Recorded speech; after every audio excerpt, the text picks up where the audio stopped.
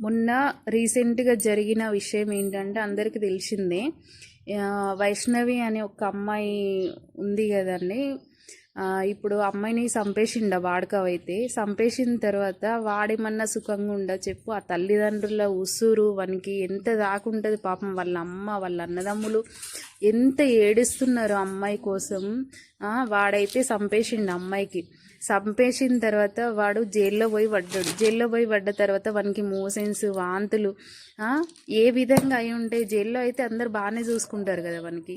కానీ ఎవరు శిక్ష చేసినట్టు వానికి? ఆ దేవుడే కదా శిక్ష చేసింది.